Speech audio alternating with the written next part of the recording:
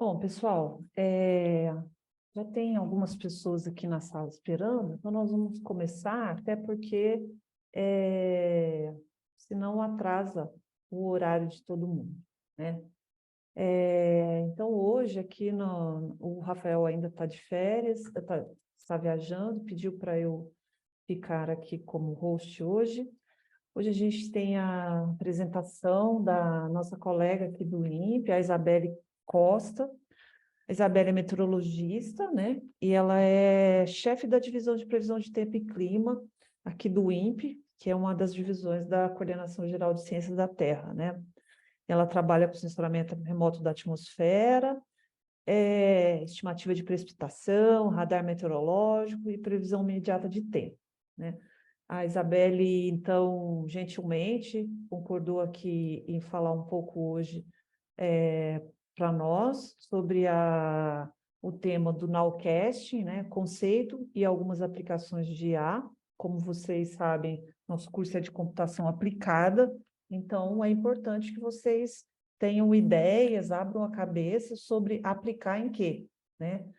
Que temas que a gente tem que aplicar.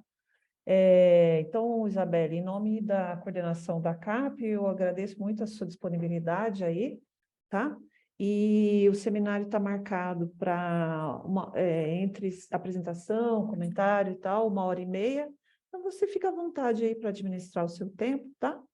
E é isso. Obrigado de novo, tá? Boa tarde a todos, obrigada, Lúbia. Eu que agradeço o convite em poder estar conversando um pouquinho com vocês sobre uma área que, particularmente, chama muita atenção e que desperta grandes interesses. Eu vou compartilhar aqui minha tela. Ok. Então, é claro que eu vou me concentrar um pouco mais na parte dos conceitos, na Nowcast. As aplicações de IA, eu vou só passar algumas ideias do que já é utilizado. Então, a apresentação está dividida nessa parte de uma introdução, o que é o Nowcast, as fases, de forma didática, a gente costuma dividir o Nowcast em fases, algumas iniciativas no país, perspectivas e algumas aplicações de IA. Então, o Nowcast ele nada mais é do que uma previsão de tempestades para um intervalo de tempo de até 6 horas.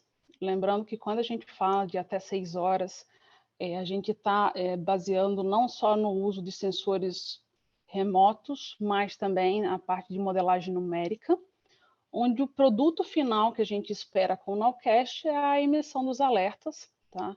Para áreas onde há um risco de tempo severo. Entende-se por tempo severo, no nosso caso, granizos, ventos intensos, enxurrada e tornado. Aqui só algumas ilustrações. Aqui ainda falando sobre a definição do que são as tempestades severas. Nos Estados Unidos, eles têm alguns limiares que eles utilizam. Em termos do granizo, eles são considerados tempo severo quando há acima de 2,5 centímetros, rajadas acima de 93 km por hora, qualquer que seja o tornado, independente da sua escala. Na Austrália, os critérios para considerar tempo severo são bem semelhantes, porém eles inserem a chuva, responsável por enxurrada, também como o tempo severo. Eu vou falar depois um pouquinho mais adiante, mas aqui no Brasil a gente tem critérios mais parecidos com a Austrália, onde a gente também entende a chuva intensa como tempo severo. É que ela tem umas características que são mais difíceis de se mensurar. E aqui falando um pouquinho sobre como que deve ser feito, né? A gente já comentei ali que é esse intervalo, a previsão de tempestades para até 6 horas, onde o produto final é a emissão de alerta. Então, imagina-se que você tenha um sistema, aqui ilustrado por essa nuvenzinha ali com os raios. Essas são cidades, vamos dizer assim, e a gente costuma ter uma área, um raio, um cone de influência para onde essa tempestade vai se deslocar, e a ideia é que você emita alertas para as cidades que seriam interceptadas, vamos dizer assim, pelo evento significativo. Então, para chegar nesse tipo de alerta, a gente considera que há várias etapas que precisam ser cumpridas, vamos dizer assim. Então, uma primeira, e aí é nessa parte que a gente costuma dividir o Nowcast em fases. Primeiro, a gente tem uma fase que a gente costuma chamar de pré-convectiva, tá? Você ainda não tem o sistema formado, você ainda não tem a formação em si para poder rastrear, mas você tem informações de modelos e de estações, informações de superfície que podem te passar as condições favoráveis para o desenvolvimento de uma tempestade severa. Então, nesse passo, a gente costuma identificar, a partir de modelos numéricos, áreas propícias para a formação de tempestade severa. A gente utiliza diversas informações dos modelos, não só em 2D, mas 3D, para tentar entender o comportamento da atmosfera e quais são as áreas que há essa propensão maior para tempestades severas. Lembrando que eu estou falando daquelas tempestades que causam granizos maiores, qualquer tipo de tornado, ventos intensos. Um segundo momento, depois de você ter essa área definida como propícia, começa o monitoramento e as convecções elas se iniciam. Então, as nuvenzinhas elas começam a aparecer. A gente chama da fase de iniciação convectiva, onde você pode já enxergar a nuvem, primeiramente através dos satélites e as descargas atmosféricas, e depois a partir do radar, quando ela já atinge um determinado tamanho. Um terceiro momento a gente chama da fase madura, tá? É onde a tempestade ela já se formou, ela já ganhou características que você consegue realmente identificar como um potencial alto para causar severidade, e elas já são enxergadas pelo radar, por satélites. E a quarta fase, a gente fala daqui a previsão. Quando se utiliza radares e satélites, são feitas extrapolações, tá? A partir das informações, onde você tem o local onde foi identificada no tempo inicial o sistema, um tempo depois onde que ele se encontra e é identificado se ele faz parte do mesmo sistema. Você consegue saber com quanto ele deslocou, você tem um intervalo de tempo entre uma imagem e outra. É possível fazer uma extrapolação usando métodos conservativos de para onde essa tempestade iria se deslocar. E para onde é necessário, né, emitir os alertas. Porém, a gente sabe que, dada a complexidade e a quantidade de informações que precisam ser analisadas, é impossível você monitorar grandes áreas. As ações para mitigar esses eventos severos, eles têm que começar antes do período propriamente dito do Nowcast. Então, assim, você achar que apenas o alerta de tempestade ele não é necessariamente suficiente. Então, aqui só falando um pouquinho sobre cada uma daquelas fases que eu mencionei, eu sei que agora eu vou entrar um pouco numa parte mais teórica da meteorologia, mas talvez faça mais sentido para vocês entenderem as aplicações até de IA, por que utiliza determinada informação para ajudar no monitoramento que eu estou mencionando. Então, a fase pré-convectiva é aquela fase que eu mencionei, que é antes da tempestade estar formada. Então, a gente faz uma previsão que a gente chama que é baseada em ingredientes. Então, você consegue avaliar as informações do modelo e saber se há umidade suficiente, a parte de instabilidade termodinâmica, uma forçante dinâmica para causar o levantamento, e se há cisalhamento do vento, ou seja, uma diferença de direção e velocidade do vento com a altura. Esse é um fator extremamente importante para as tempestades que são consideradas severas, é que haja esse quarto ingrediente que a gente chama de cisalhamento do vento. Então, as tempestades severas, geralmente, elas são mais organizadas e elas duram mais tempo, e mais tempo para o crescimento do granizo e desenvolvimento de possíveis rotações que estão associadas à ocorrência de tornado. E quando a gente fala daquele quarto ingrediente, que é o cisalhamento do vento, ele é importante para que você não tenha uma interrupção dos movimentos ascendentes, ou seja, a corrente descendente ela não vai cortar o acesso do ar quente que vai alimentar essa nuvem. Aqui é um primeiro produto que a gente faz até aqui no INPE também, tá? É a previsão probabilística de tempo severo. Baseado nesses ingredientes que eu mencionei, a gente tenta delimitar as áreas onde há mais propensão a desenvolvimento de tempestades severas. Essas previsões probabilísticas têm uma validade de 24 horas, tá? A gente sempre faz num dia com a validade até o dia seguinte, e são divididos em níveis. O nível zero é onde há algum potencial de desenvolver probabilidade, mas não necessariamente de tempestade, não necessariamente tempestade severa. A partir do nível 1, aí sim, a gente tem probabilidade de ocorrência de alguma tempestade severa, só que de forma mais isolada. E o nível 4, que seria o último nível, onde a chance é bem mais alta de você ter a formação de tempestade severa e sempre mais concentrada também. A gente, para quem tiver interesse nessa parte, tem uma nota técnica na biblioteca explicando certinho os critérios que são adotados para a atribuição de cada um desses níveis. Aqui só uma forma dos produtos que a gente gera, dessa parte de previsão probabilística. Essa é utilizando, como eu já falei, dados de modelos numéricos.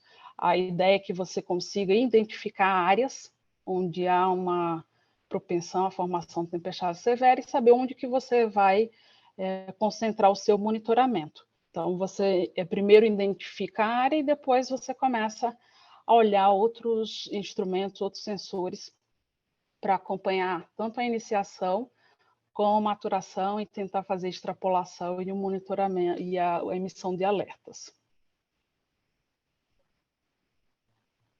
Aqui ainda mostrando a parte de chuva intensa, tá?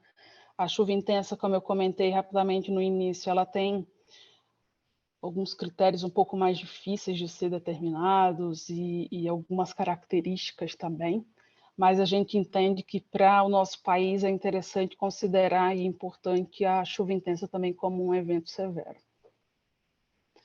Então, essa primeira figura do lado esquerdo é a previsão probabilística para chuva intensa. A do meio é só uma animação da imagem satélite mostrando a formação. E a do lado direito é uma verificação que a gente faz utilizando o satélite.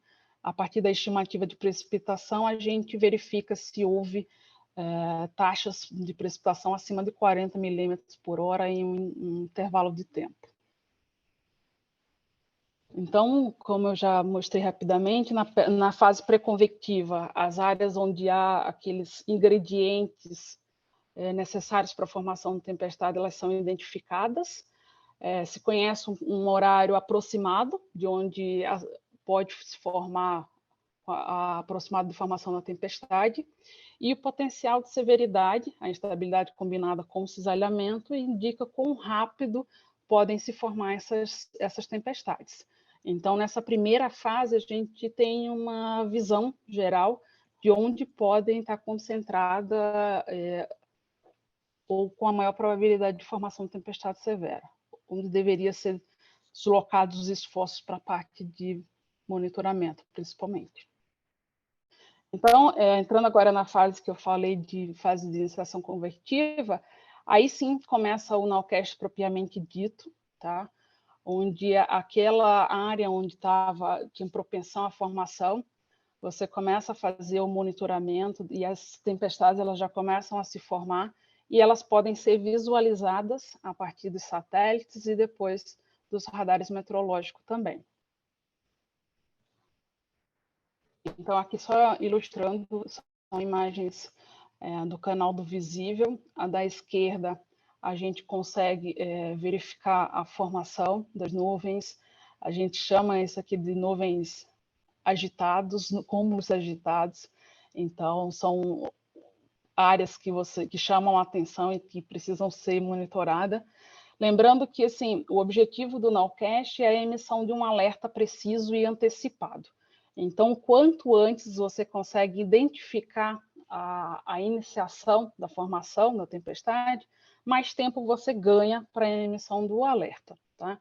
Então, essa fase ela é extremamente importante, porque você, com algumas visualização de algumas assinaturas, você consegue precisar e antecipar o seu alerta de tempo severo. Aqui na imagem da esquerda também mostra esse processo de iniciação, há uma que a gente chama de uma frente de rajada que dispara a convecção, que são assinaturas características de eventos mais intensos.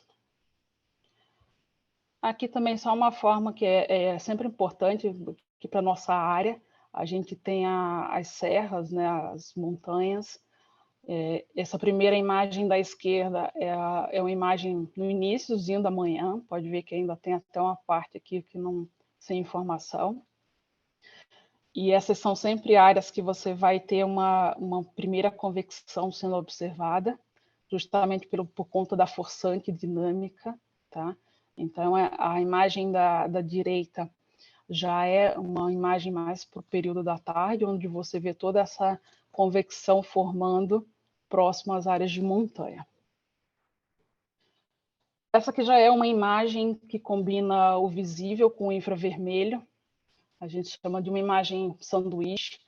Então, você tenta extrair as informações do visível para dar um detalhamento da rugosidade, vamos dizer assim, da tempestade.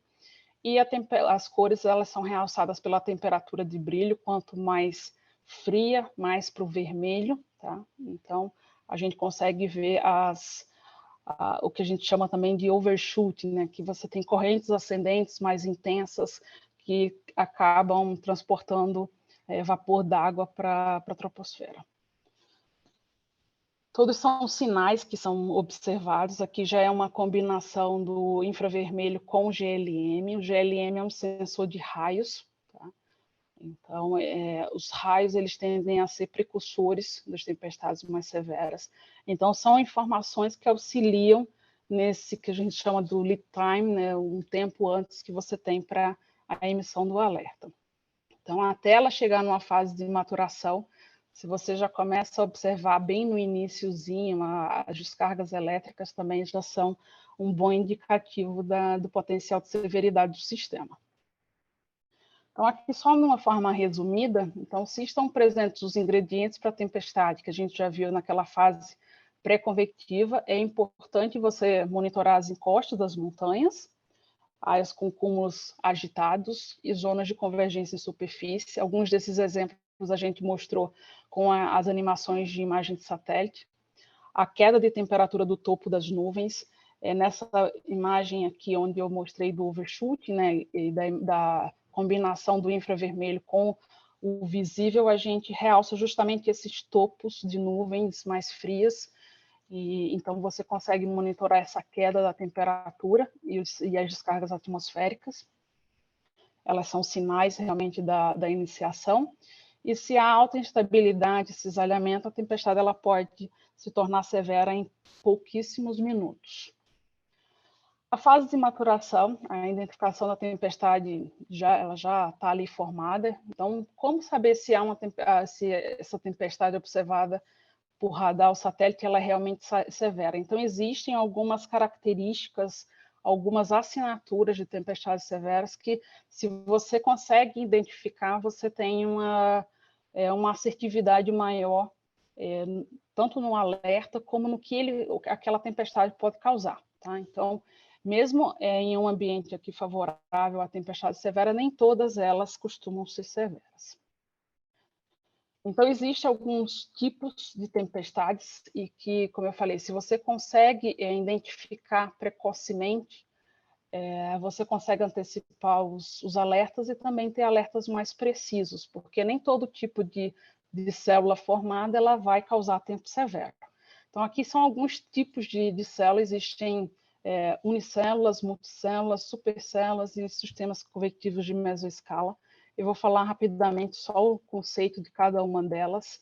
As unicélulas são tempestade ou tempestade de pulso, né, também chamadas, são células únicas com um rápido desenvolvimento, mas um rápido decaimento também. Elas não possuem quase que cisalhamento do vento, então a nuvem se forma rapidamente, mas toda a corrente descendente trazida pela chuva acaba cortando a alimentação da tempestade e ela morre sem tempo necessário de formação de granizo e de deflagrar algum evento mais intenso. Tá? Então, eu já comentei, né? Ela tem um ambiente com baixo cisalhamento, elas duram menos que 1 hora, são aquelas tempestades que a gente conhece mais no período de verão, às vezes em 30 minutos é suficiente para o seu desenvolvimento, a chuva, e ela já não existe mais minutos após. O potencial de severidade é baixo, não há tempo de nem organização suficiente para granizos grandes e muito menos tornado, e geralmente ela causa um vento intenso isolado ou alguma chuva forte. Tá? Aqui já é um outro tipo de célula, as multicélulas.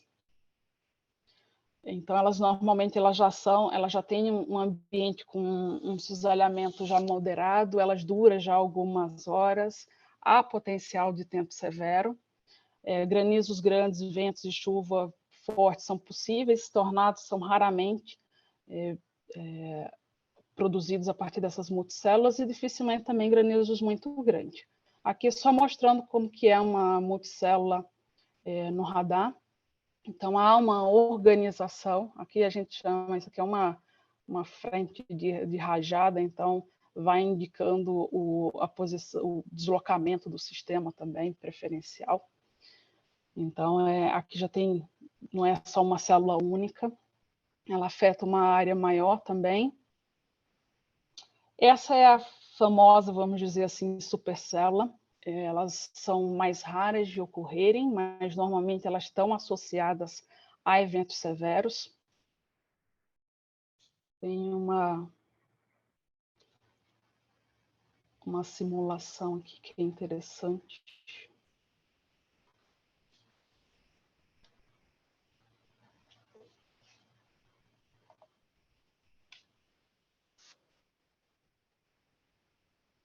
Produziu tornado em 2011, em Oklahoma.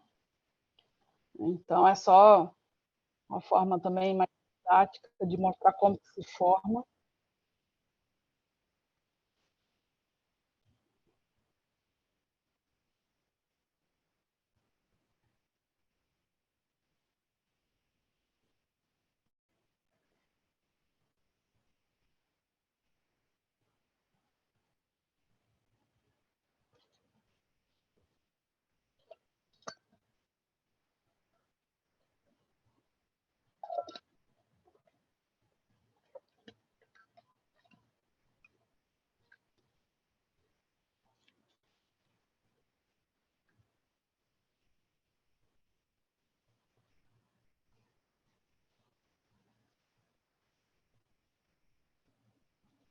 Aqui só uma forma mais didática de mostrar as correntes ascendentes. Eles colocaram cores para facilitar essa visualização também, como que ocorre.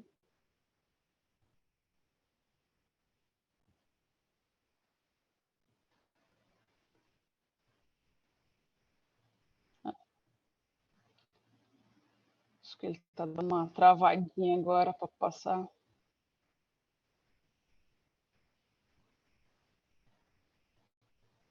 Deixa eu só tentar.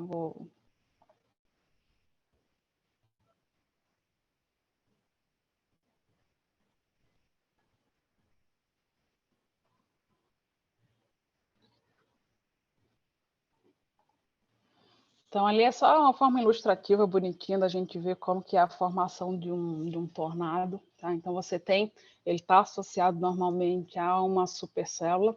Existe alguns que a gente chama land spot, que eles não estão associados a supercélulas e que também ocorrem, mas eles precisam desse ambiente com uma rotação. Então, sempre tem um ambiente com alto cisalhamento. São células que duram horas, tá? É difícil você prever onde que ela vai se iniciar, mas a sua extrapolação ela é relativamente fácil de ser vista. Eu vou mostrar uma animação também daqui a pouco de uma supercélula que aconteceu vista pelo radar de São Roque. Ela está sempre associada ao alto potencial de tempo severo, então acontecer granizos grandes, um tornado e ventos intensos é comum. Então, a maior parte dos tornados e granizos com mais de 4 centímetros são causados por esse tipo de célula. E o deslocamento ele costuma ser diferente das tempestades não rotativas. No hemisfério sul, essas tempestades elas tendem a se deslocar para a esquerda. Tá? Então, existem umas assinaturas específicas que a gente pode identificar esse tipo de célula a partir de satélites e radares. Então, essa é um CAP, na verdade, acho que esse era um PPI, de uma elevação baixa, se não me engano, era do radar de Minas, onde você tinha essa assinatura, tá, do gancho característico desse tipo de supercélula. Aqui é o outro tipo de organização, vamos dizer assim, que são os sistemas convectivos de mesoscala. Eles são multicelulares e com mais de 100 quilômetros. Eles afetam grandes áreas, durações superiores a 3 horas. As principais ocorrências são ventos intensos, chuvas fortes, granizos grandes e tornados é muito raro. Aqui é um exemplo. Eles parecem como uma linha de instabilidade e normalmente o local ou a área que vai sendo afetada por esses sistemas tende a registrar bastante eventos. Eles também têm esse arco mais pronunciado. Aqui uma animação mostrando o deslocamento e essa assinatura.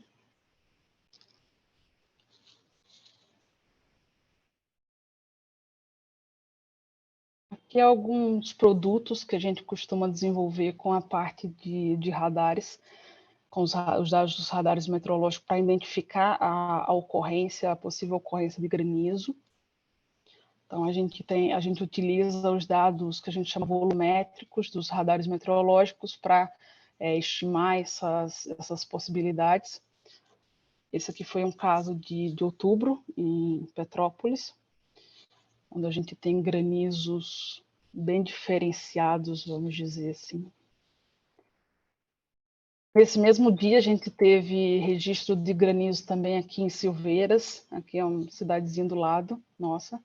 Se você olhar na imagem do radar, era um pontinho que talvez nem desse tanta importância, mas era uma célula intensa e com alguns produtos específicos de radar dava para ter um sinal de que ali teria chance de ter granizos grandes.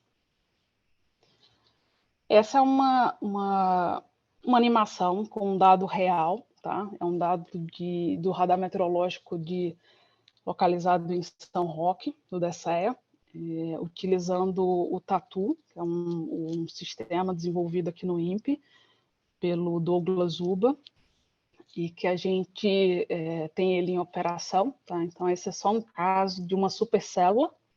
Como eu mencionei, a supercélula ela é difícil de você precisar o local onde ela vai se formar, mas uma vez ela formada, o seu rastreio é relativamente simples. Então, ela durou algumas horas, tá? Então, se vocês forem olhando nessa parte aqui de cima, você tem uma atualização a cada 10 minutos da imagem. Então, acho que a primeira imagem era das 8 da manhã, algo do tipo, e depois ela se desloca para o oceano, então ela não causa tantos estragos no continente, mas tem casos de granizos grandes aqui no sul de São Paulo.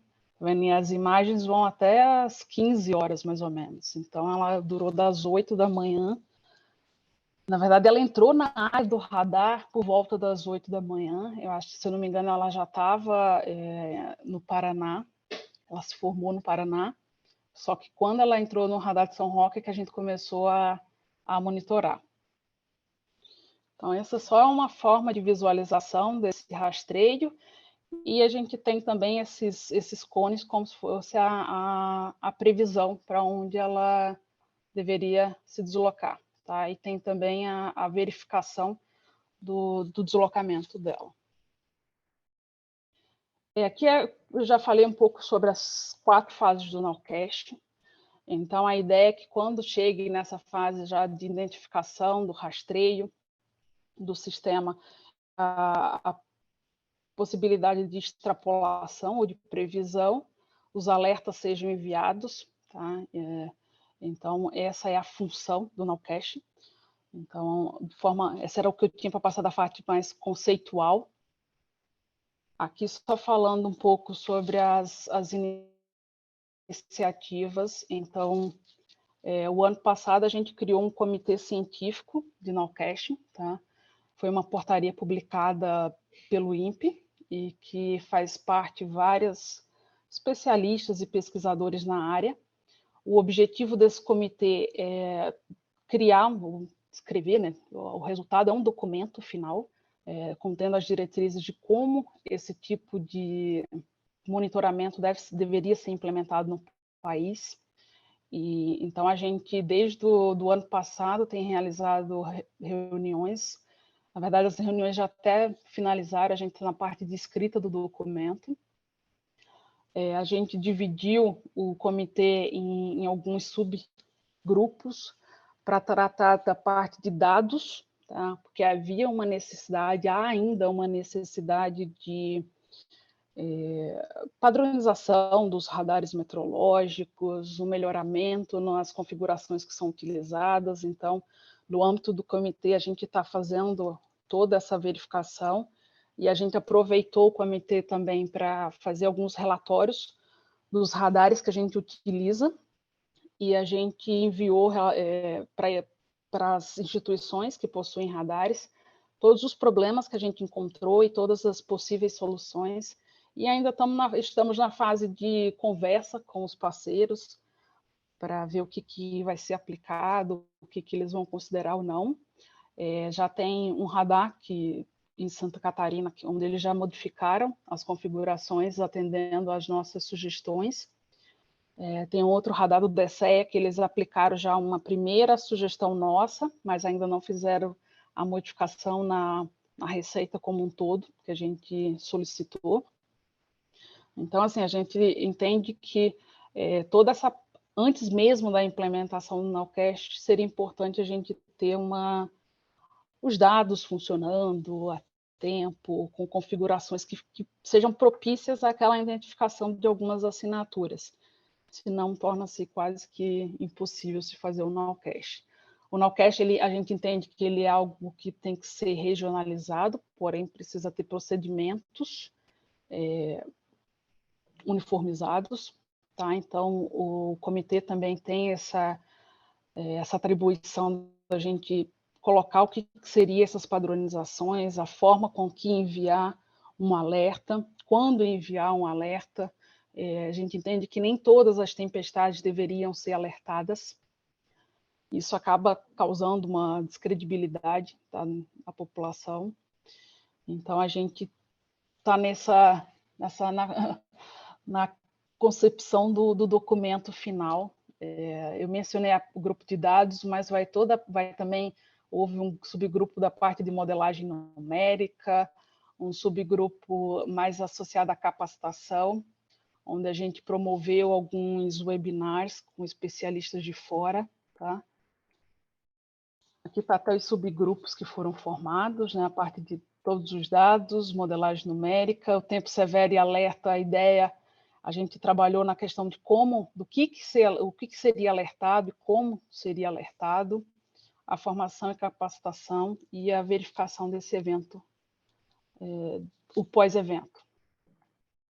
Algumas recomendações que já foram colocadas, tanto na parte de dados, como na parte da modelagem necessária, que a gente precisa. Eu mencionei lá no início quais que eram as características também que os outros países consideravam como tempo severo. Nesse subgrupo de tempo severo e alertas, a gente também discutiu o que seria adotado no âmbito do país, em termos de critérios. e também como que deveriam ser enviados esses alertas e o texto que deveria ser contido. Então, a gente fechou com critérios granizos acima de 2 centímetros ou alguma acumulação no solo, rajadas superiores a 80, capazes de causar danos. Infelizmente, temos poucos sensores em superfície, então é difícil, às vezes, você ter essa informação observada. Então, às vezes, ela é estimada a partir dos danos causados. Taxas de precipitação com acumulados acima de 40 milímetros hora e qualquer que seja a ocorrência de tornado. No subgrupo de capacitação, a gente promoveu, o ano passado, esse ano, 9 webinars com pesquisadores de fora, tá? Entre eles o John Citneu, que é o que eu vou falar um pouquinho sobre as aplicações de IA. Então, o que a gente espera com toda essa parte do Nowcast, eu falei um pouco sobre o conceito, sobre as atribuições do comitê científico, é que a gente tenha procedimentos padronizados, o que não temos hoje no país. Algumas instituições realizam o Nowcast, mas não da forma que talvez seja recomendada. São instituições, vamos dizer assim, separadas, sem tanta padronização de como é feito. Não existe em todo o país. São iniciativas bem distintas. Os dados dos radares, cada um tem a sua configuração, cada um tem o seu formato, cada um tem a sua frequência de atualização. Então, o que a gente busca com os relatórios que eu mencionei é uma uniformização desses dados. Eu já tinha mencionado também a questão do Nowcast, ele é regional. Eu mostrei um pouco o conceito, então acho que vocês tiveram a noção da quantidade de informação que precisa ser analisada a tempo para produzir um alerta preciso. Então, a gente também entende que tem que ser desenvolvidos novos produtos, incluindo a parte de modelagem numérica em alta resolução e o uso de IA. Uma ferramenta operacional que seja possível integrar tudo isso. Bancos de relatos ampliados. Existe um banco hoje mantido por voluntários, com informação desde 2018, dos eventos que ocorreram no Brasil. E, claro, profissionais capacitados. É uma área que as pessoas não saem do curso com essa formação, é necessário formações, vamos dizer assim, complementares. E aqui, entrando agora, acho que no que interessa mais para vocês, algumas aplicações, como aplicar o IA, ou onde pode ser aplicado o IA para atender principalmente essas questões do Nowcast. Acho que, como eu comentei, o grande desafio do Nowcast é você conseguir emitir alertas precisos e antecipados, tá? Então, às vezes, você tem um curto espaço de tempo, desde a iniciação do sistema até a maturação e a ocorrência de um evento severo. Então, quanto mais você conseguir trabalhar as informações para antecipar a formação de um evento severo, maior é o ganho, tá? Então, esse é um exemplo que eu vou dar, não é único, tá? Mas é o que eu conheço um pouquinho mais, é o Propsevir, que é desenvolvido pelo Citneu. Ele, pelo que eu vi, a primeira versão foi em 2016, utilizando mais uma árvore de decisão, mas para esse tipo de sistema, ele utiliza dados do ambiente para formação, são dados modelos numéricos, tá? Nada mais, segue sempre um pouco aquela questão das fases do Nowcast. Então, você precisa entender o ambiente propício para a formação. Então, essas informações também são inseridas nesse sistema. As imagens de satélite e alguns parâmetros. Esse produto que ele usa do MRMS é o Multi-Radar Multisensor. Então, ele consegue fazer o tracking das tempestades e algumas propriedades dos hidrometeoros, combinar também, e a parte de descargas elétricas. Então, a ideia do sistema é justamente você ter uma probabilidade de tempestades produzir granizo severo, vento, tornado, nos próximos 60 minutos. Então, para o Propsevir, ele considera um modelo, né, de prever essa probabilidade de severidade, utilizando radares, satélites, a questão ambiental, que é informações de modelo, e os dados de descargas elétricas para você prever a possibilidade de formação de tempo severo nos próximos 60 minutos. Então, ele tem algumas, vamos dizer assim, partições. Então, ele tem informações que vão te dar a probabilidade de qualquer que seja um evento severo. Então, ele tem algumas cores que ele identifica. A probabilidade de granizos severos ou granizos grandes, ventos intensos e qualquer que seja o tornado. Então, com base em todas essas informações, ele tem alguns limiares e critérios para fazer essas identificações. Então, ele tenta identificar e rastrear essas tempestades utilizando bastante as imagens de satélite. E aqui eles traem essas características a partir de todos esses dados meteorológicos. E lembrando algo que é extremamente importante, essa é uma ferramenta utilizada para auxiliar os previsores na emissão de alerta. Mas os alertas são todos emitidos por humanos, tá? Não é feita uma emissão de alerta automatizada. Então, eles entendem que é importante a ferramenta para ajudar no tempo de interpretação, identificação das assinaturas, mas ainda tem uma decisão humana, vamos dizer assim. Então, aqui só mostrando um exemplo, né, dessa saída desse sistema, onde ele é um caso que ele mostra que tinha uma probabilidade de tornado, e ele fala que é possível, né, você dar com essas informações e combinações de diversas informações, você passar para o previsor que há chances de granizo, vento e tornado, tudo ao mesmo tempo. Aqui é um outro sistema também desenvolvido por eles, o Intense StormNet, que esse utiliza, basicamente, ele usa os dados de satélite e os dados do GLM, que é o sensor de raios, para identificar também regiões onde você pode ter a formação de convecção, tá? E aí ele utiliza essa informação do Intense no outro sistema, no Propsevir. Então, ele é uma ferramenta que utiliza apenas quer dizer, ele pode ser usado também como uma ferramenta só de satélite e em outros processos também, tá? Aqui ele mostra a identificação dessas áreas de formação e tem aqui as informações do GLM, que são as descargas elétricas ali pelo satélite. O Intense Storm ele já utiliza uma rede neural convolucional, tá? Eu não vou entrar em detalhes, porque essa não é minha área, mas é só explicando como que eles utilizam, né? Então, ele utiliza as imagens e, com base nessas imagens, ele vai extraindo vamos dizer assim, as características mais importantes sem que haja uma perda nas informações, o que facilita o processamento, né? Porque você tem uma grande quantidade de imagens a serem analisadas.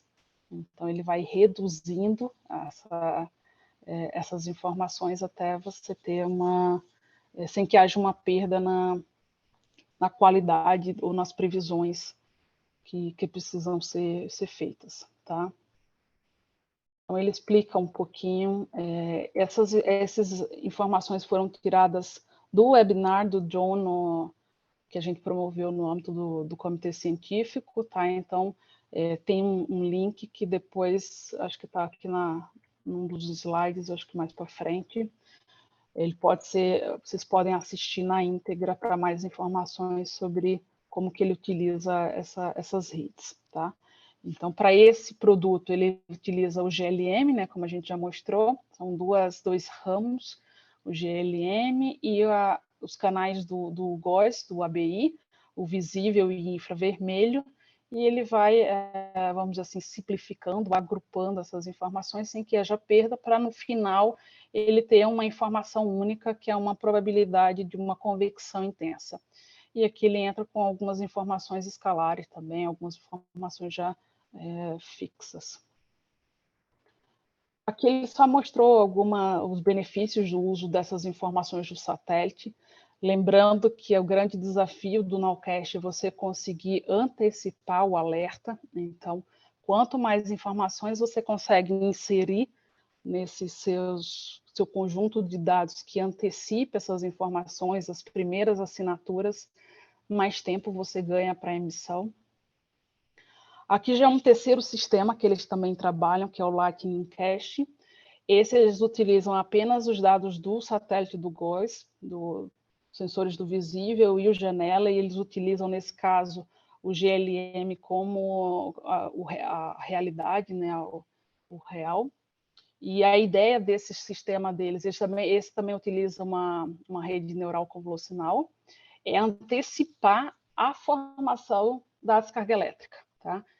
Então, acho que eu comentei em algum momento que as descargas elétricas elas são precursoras dos eventos mais intensos, eventos mais severos. Então, se você consegue antecipar a formação da tempestade, você também tem um tempo adicional nessa emissão, identificação e emissão de alertas.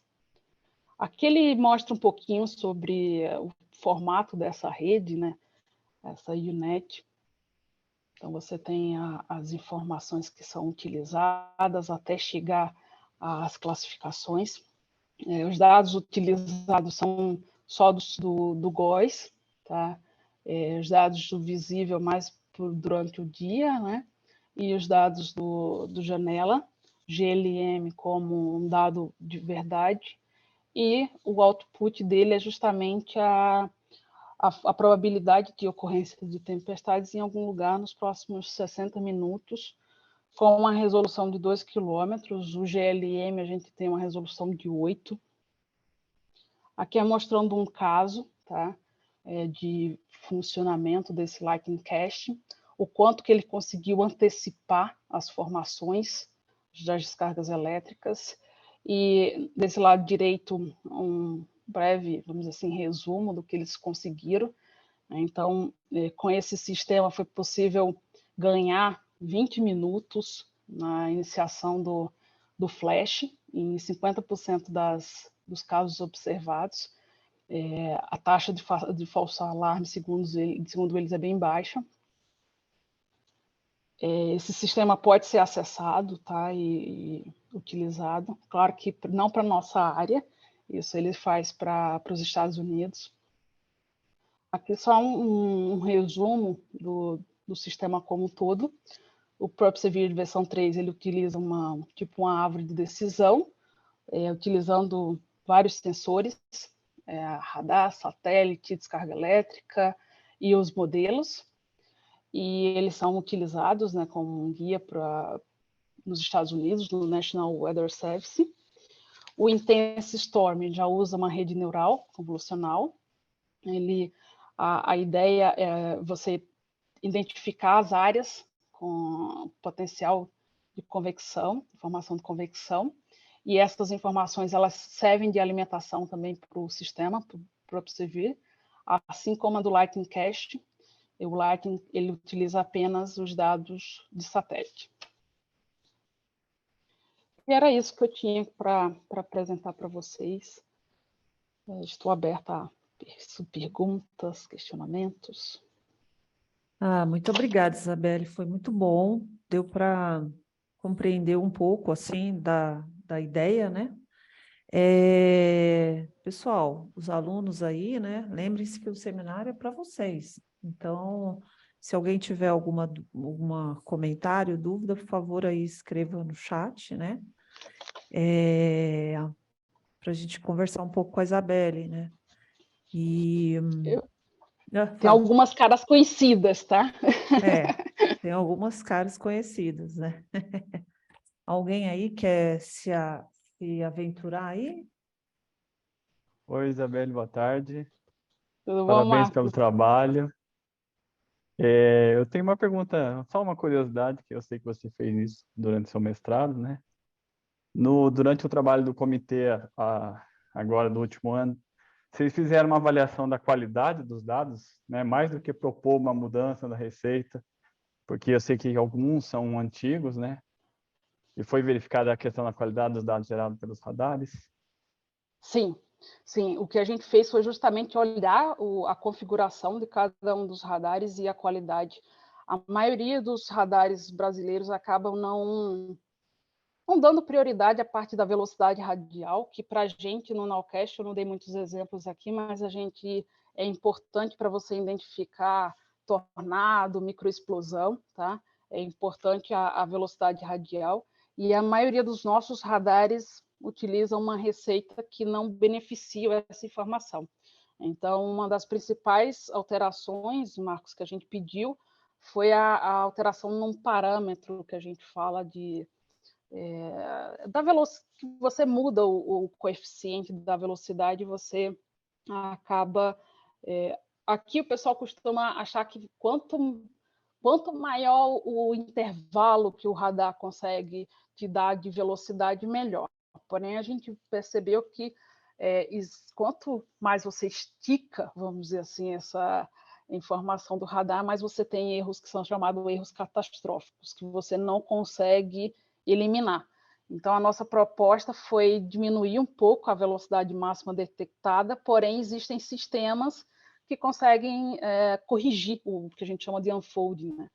Então, a nossa principal proposta foi para melhorar a parte da velocidade e para mudar um pouco as receitas, as primeiras ali em baixos níveis, o que melhora a estimativa de precipitação e também melhora a identificação dos eventos severos. E outra coisa que a gente propôs foi um aumento na frequência, passar de 10 para 5 minutos. Legal. A rede atual, ela foi ampliada? Todos eles são Doppler? Não. Todos são Doppler, porém não todos são polarimétricos, né? Doppler, mesmo os mais antigos são, mas não são todos polarimétricos, só os do CEMADEM, da Defesa Civil de Santa Catarina, e alguns mais novos que foram instalados depois, são polarimétricos, mas até esses a gente verificou que pouco é feito o uso dessas variáveis a mais que são essenciais para algumas identificações. Mais alguma pergunta, gente?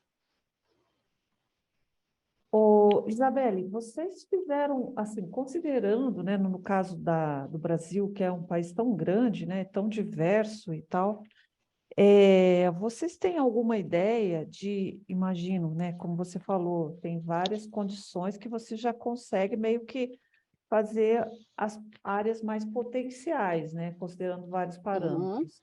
E considerando isso, e até mesmo as coisas que você estava comentando agora, do tipo radar, você saberia dizer, tipo, quantos por cento a gente tem de radar disponível para ter um sistema completo no Brasil? Assim, falta muito?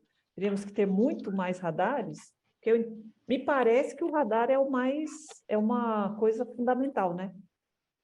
Sim, para fazer a parte do rastreio, né, e extrapolação, sim, o radar é onde a gente consegue identificar as assinaturas. Hoje a gente tem, Luber, eu acho que eu não sei se eu encontro fácil, mas tem um buraco ali mais na parte central, tá? Então, a Amazônia até tem radares, são radares mais antigos, mas tem radares. E uma coisa que a gente tem de problema, vamos dizer assim, no país, é que os radares, eles têm o seu alcance máximo, tá? E é importante que haja uma sobreposição, não precisa ser grande, mas uma sobreposição entre as informações, até para você calibrar um radar com o outro. Tá? Então, a maioria dos nossos radares, eles mal se tocam nos seus alcances máximos. Então, fica esse buraco assim no meio. Então, ainda há uma área, sem considerar, não vou nem considerar esse buraco no meio, mas há uma área na parte mais central que está bem, ainda falta, sim, radares. Mas uma coisa que a gente vamos dizer assim, a gente briga um pouquinho, é que toda vez que há um evento intenso, algum desastre, aí Enche de começa radar aquela, lá. vamos comprar radar. Então, só que o radar sozinho, ele não faz nada. Sim. Ele pode ficar lá monitorando. A gente, com essa nossa revisão de todos os dados de radar, a gente descobriu que a maioria das instituições não possui pessoas especialistas na área. Então, a gente teve dificuldade até de conversar tecnicamente com algumas instituições, porque normalmente ela adquire o radar, usa a receita, né, a configuração que veio do país que montou, né, do fabricante do radar.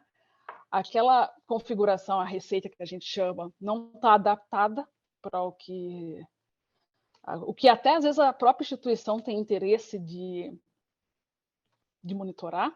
Uhum. Então, assim, comprar radar e colocar ele sem ter quem opere, sem saiba usar, Sim. e que não tem, sabe? Aí eu fico numa, às vezes, não adianta só comprar. É essencial para o monitoramento? Mas precisa pensar que tem que investir em pessoas. Todas as evoluções que a gente vê dessa parte do Nowcast, o uso do IA, que é extremamente necessário para antecipação desse tempo, são muitas informações que precisam ser avaliadas, mas qualquer que seja a decisão, é humana. Sim. Então, Tem que ter um sistema, né? tem que ter um sistema. E como todo sistema de previsão tem o custo do falso positivo, né? Porque se você der um alerta e não acontecer nada, vão começar a te desacreditar, né? Então, realmente tem que ter uma coisa complexa mesmo. E aí, na questão dos algoritmos de IA aí, como que você, assim, já levando um pouco aí para a questão da CAP, né? Como que vocês estão fazendo esses estudos, assim, o foco de vocês é mais aí dos pesquisadores mesmo? Vocês estão usando a força aí de trabalho das PGs, da PGCAP, da PGMET, para estudar isso? E com a infraestrutura de computação, né, que você precisa, porque imagino que você tem que ter uma resposta muito rápida, né? Então, não sei se o modelo ficar pronto lá é só aplicar, ou como é que, nesses sistemas que você mostrou aí, como que operacionaliza ou ainda está muito na pesquisa, ainda tentando desenvolver os modelos?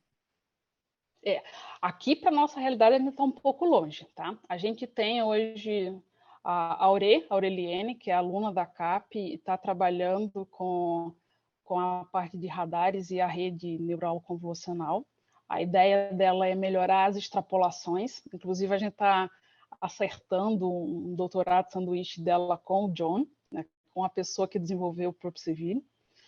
Em termos computacionais, as informações, hoje elas exigem mais de memória do que de processamento em si, tá? Mas o processamento em si tem se tornado também algo limitador. A gente ainda não tem uma noção de quanto isso em operação vai pesar, vamos dizer assim, porque a gente ainda não tem isso em operação. Hoje aqui no INPE a gente tem pouquíssimas pessoas trabalhando, tá? Da área específica eu acho que tem eu e mais uma pessoa. Então, tem sido difícil tocar todas as iniciativas. Como você mencionou, eu estou à frente de uma divisão, então a pesquisa fica um pouquinho em segundo plano, apesar de que eu tenho tentado manter isso com algumas coorientações, tá? Então, assim, a gente está tentando projetos para conseguir mais mão de obra. E a gente tem um pouco de ajuda das universidades, alguns professores, sabe, que têm trabalhado e têm investido, porque entendem que hoje a gente não teria nem profissionais suficientes para fazer um Nowcast no país. Entendi. Ainda é um nicho É, que precisa ser populado. é verdade. Ah, beleza. Bom, a gente tem uma pergunta aqui no chat do César. Ele pergunta se algum desses métodos que foi apresentado é usado no CEMADEM, para depois emitirem os alertas. Não sei o que dizer, tá? Porque eu trabalhei no CEMADEM, mas isso lá em 2011, tá? Eu saí do CEMADEM em 2015, quando voltei para o INPE. Mas até onde eu sei, não, tá? Porque eles não fazem nowcast, eles emitem alertas geohidrológicos, eles não emitem alertas de tempo severo. No país, existem algumas instituições que estão em estados ou algum município que faz algo parecido, tá, com o que é feito nos Estados Unidos, mas não, dificilmente eles fazem a nível de tempestade, que seria o ideal. Então, assim, o CEMADEM, ele utiliza as informações de radares, mas eles têm um tempo um pouquinho diferente em relação à emissão dos alertas, porque o que eles estão preocupados é mais para deslizamento, enchentes, que tem um tempo maior, tá? Ou seja, para que você tenha um deslizamento, você precisa de uma chuva mais persistente. E eles não enviam alertas para granizo, tornados, ventos intensos. Isso não é uma área que eles entram em termos de tempo severo. Beleza. Bom, gente, se ninguém tiver mais nenhum comentário aí, então nós vamos encerrar por aqui. Agradecendo demais de novo a Isabelle, tá? Muito obrigada. Depois o seminário vai ficar gravado lá no canal da CAP. Pessoal, os alunos aí, só uma questão já, é o segundo seminário que eu estou aqui pegando com o Rafael.